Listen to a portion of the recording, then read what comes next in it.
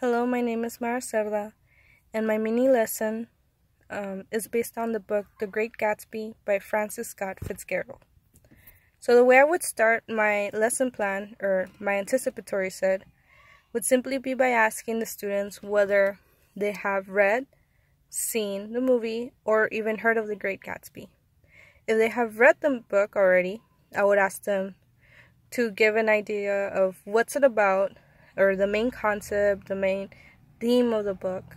And that way it will help the people that have never heard of The Great Gatsby to get an idea of what the book will be about. I would also ask them what they think it would be about, or if they don't know about it, and if they've seen the movie, to also give input on that. So before reading the book, I would give them a little activity to see their prior knowledge, or just to introduce them to the types of themes that will be in the book itself.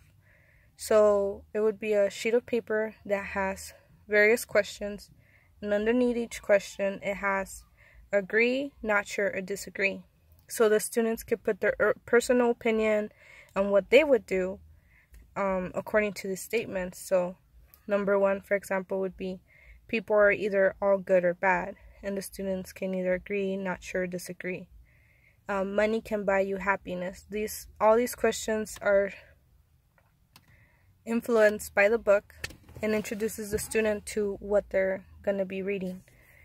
And right before we start reading the book, I will let them know that we would be watching The Great Gatsby after we're done reading it. That way they get excited to read this book. So before actually reading the book, the way I would grab the students' attention or allow them to start visualizing the environment of the book would be to draw out a map of West Egg and East Egg. That way I introduce the different types of society that are included in this book, the rich and the poor, and the themes that will be going along. And once the map is drawn, I'll ask them to make predictions of what will happen to this main character, what will happen throughout the book. And once I point out that, I will be introducing the objectives, which is the student will identify and discuss the prominent symbols that appear throughout the novel, including the eyes of T.J. Eckelberg, the Valley of Ashes, and the light at the end of the dock, as well as elucidate the influence that society has on the characters in the novel's outcome. So, having that said, having the objectives written down on the board, that's what the students will be looking for. The symbols and how society affects the character throughout the novel.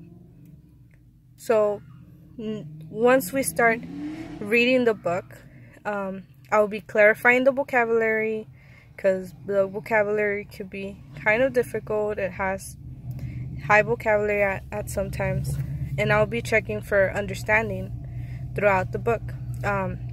Either every chapter or every paragraph, I'll be checking if the students understand the topic. As we go along the book, I'll be asking questions about the story to help them remember the objective, which is the symbols and the way society influences the character.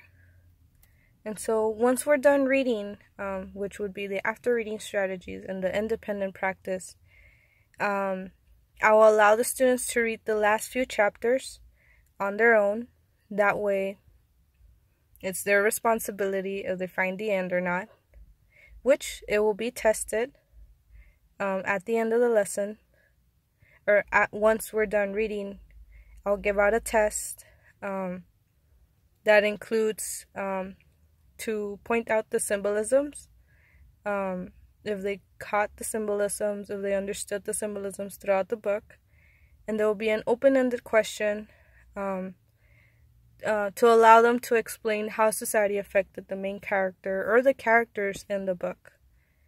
And also I would ask them if their predictions were correct. So once the student has done that, once we have understood the themes, the concepts, we would watch the movie and enjoy the movie and the book.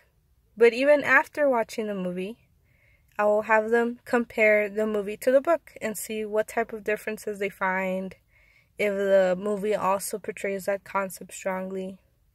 Yeah, that would be my lesson plan. Thank you.